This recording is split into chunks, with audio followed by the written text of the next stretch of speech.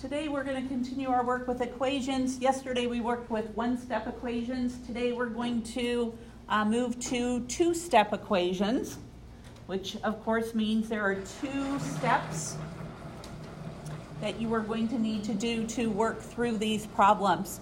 So the important thing is knowing which of those steps you do first, because order does matter. Okay? So when we talked about solving equations yesterday, we were talking about isolating that variable, undoing what we would do if we knew what the variable was and was applying order of operations. So basically we're working backwards. Okay? You can think about it in the morning. You put socks on, then you put your shoes on.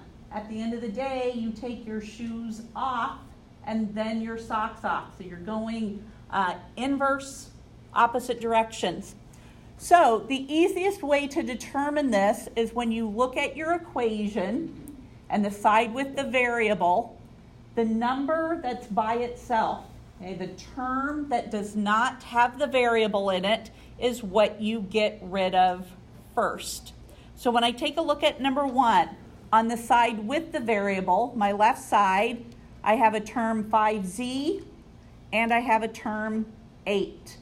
So the 8 doesn't have the variable. That's where I start. Okay? So I need to get rid of 8. What am I going to do to get rid of 8? I'm going to subtract 8. And whatever I do, I have to do on one side or on both sides of the equation. Okay? Again, if you want to, you can draw that line down so you have that visual to make sure you're working on both sides of the equation. You need to open this up and take notes, please. So I'm going to drop down the 5z. 8 minus 8 is 0, so that's gone. I drop down my equal sign. 23 minus 8 is 15. Okay, so everything drops straight down. Now I've got 5z equals 15, something I saw yesterday. So what do I do to get rid of the 5 in front of the z? I'm going to divide both sides by 5. So z equals 3. Then we're going to check our work. Okay? To check your work, you replace the variable with the solution that you found. So I'm going to write down 5 parentheses 3 plus 8.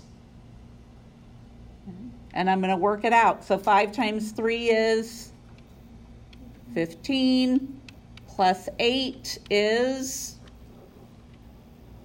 23, which is what it's supposed to equal.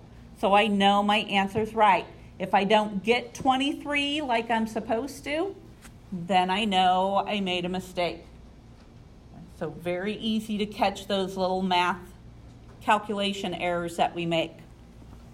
Number 2, I have x divided by 4 minus 8 equals 2. So what am I going to do with this one for my first step? I'm going to add 8 to both sides. So x over 4 equals 10. Second step. What am I going to do for my second step? So instead of dividing by 4, I'm multiplying by 4. So x equals 40. Then I'll check my work. So 40 goes in place of the x. So I have 40 over 4 minus 8. What's 40 divided by 4? 10 minus 8 gives me 2, which is what I'm supposed to get.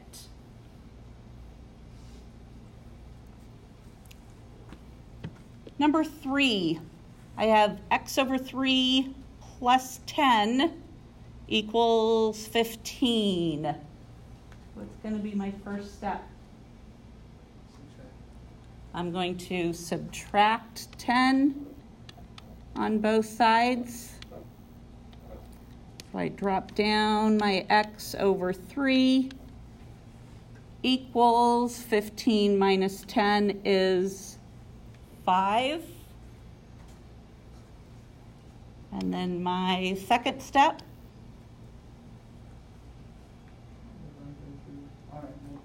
I'm going to multiply both sides by 3 to find that x equals 15.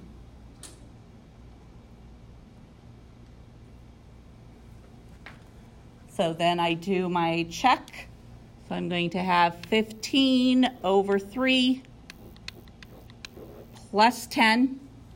15 divided by 3 is how much? 5 plus 10 equals 15, which is what I was supposed to get for my answer. Number 4.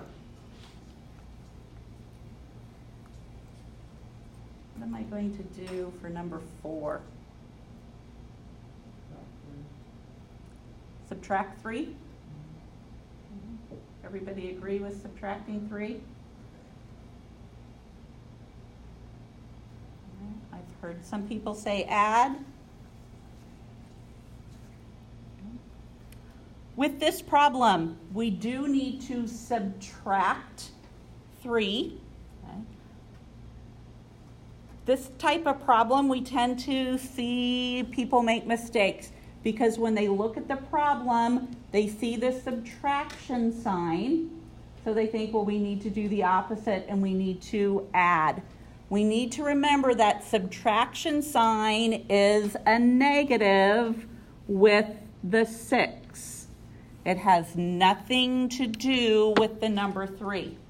My 3 is positive, and my additive inverse property tells me I must do the opposite. So I need to subtract 3 on both sides. So 3 minus 3 is gone. Need to make sure I drop down my negative with that 6x. So I have negative 6x equals 6. So my next step is to do what? Divide by negative 6. So x equals negative 1. Then I do my check. So I have 3 minus 6 times negative 1. So I have 3 minus a negative 6. Subtracting a negative means I'm adding a positive.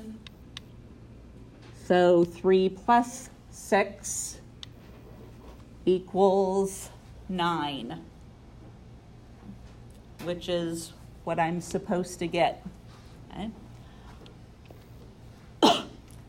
You don't need to write this down. I'm going to go back to this problem 4.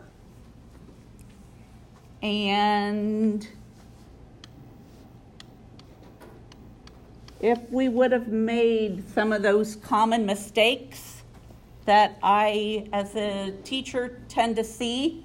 Okay. First mistake that we tend to see people make is what we talked about before, where because of the subtraction, they think we add 3. And even though they write down add 3, which means 3 plus 3, I should write down a 6. Okay, they don't do that. They just cross it off. They think it's gone. And another mistake we often see is that students don't drop down the negative. So they just drop down a positive 6x equals 12. And then they divide both sides by 6 and get an answer of positive 2. If you check your work for that answer, you would have 3 minus 6 times 2.